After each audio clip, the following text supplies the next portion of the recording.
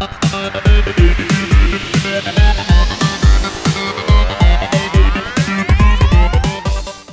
guys, and welcome to Tech Lab, and today we are going to be looking at the Everdrive GBA X5 by Crix. Let's get started.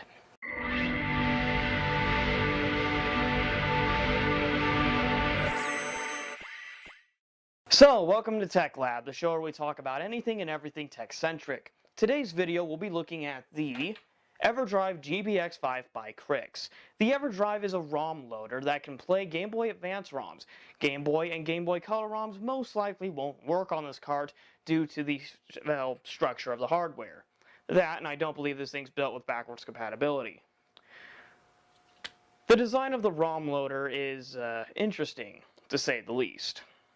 It is a slightly oversized Game Boy Advance card with the ability to load a micro SD card. And of course, the SD card is spring-loaded, so naturally, all you really need to do is just put it in this little slot in the top,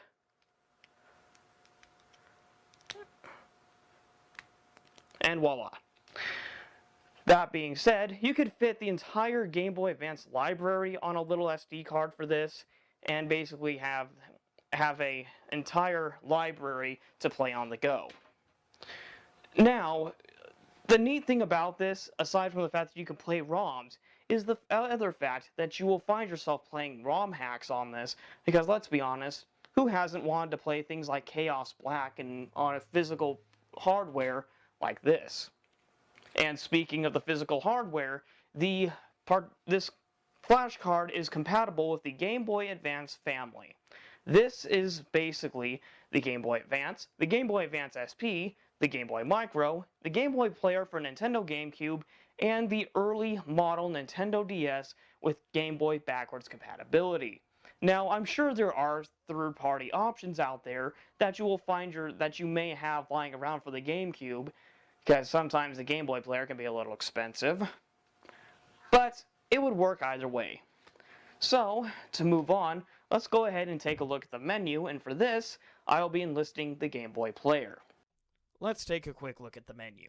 The menu for the Everdrive GBA X5 is very basic. It has a mandatory folder with system files and other folders, as if you want to create them, and the way I decided to go about this was through alphabetic, organization, because you have no idea how annoying it is to have to sort through for like an hour to try and find something. But, regardless, the nice thing about this setup is that once you hit a game, you get a small menu. The first option is to load the game into memory and play it outright. Of course, you have a second option that's just to load it into memory.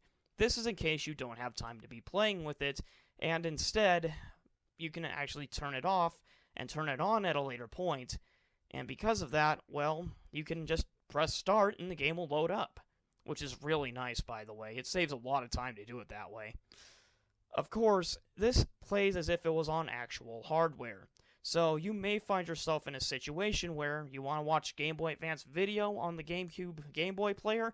No. It'll still say, sorry, not compatible with Game Boy Player, and that'll be the end of that. And of course, there's no ifs, ands, or buts about it. Another interesting thing about the Everdrive is that if you click on the regular menu when not selecting a game, your options are slightly bigger. If you feel a little bit lucky, you can click the Start Random Game option, and it'll choose some random game from your library to, play. I actually found myself using this a couple times when I've been stumped on what I could actually play. The flash card itself is a little expensive, but it's about what you would expect for a flash card that can support most of the Game Boy Advance library. However, in a time where Game Boy Advance ROMs are on the verge of extinction, thanks to Nintendo, and also the fact that Nintendo really isn't willing to give us a reason to care about some of their IPs right now, this is really cheaper in comparison to spending $50 to $100 on some of the harder-to-find games that, for some reason, were really difficult to come by in the last couple of years. The Everdrive is a very useful and nice way of carrying your games with you. Assuming they're in a ROM style, they're pretty easy to install. You just drag them over to the SD card and drop them in. The software itself is the same way. You just drag and drop. Overall, the Everdrive is worth the purchase on mobility alone. You would be surprised what you can throw on this with a large enough SD card. Of course, if you want to buy it, go for it. I'll leave a link to Crix's shop down below because getting it from a third party just doesn't feel right in this case because they take a lot of time to put these into production, and let's be honest, this would probably take a lot of work.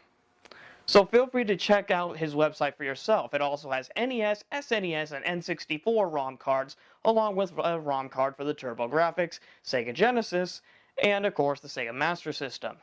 But feel free to take a look for yourself. I haven't been on there in a while, so I imagine they have more. So with that, we're all done.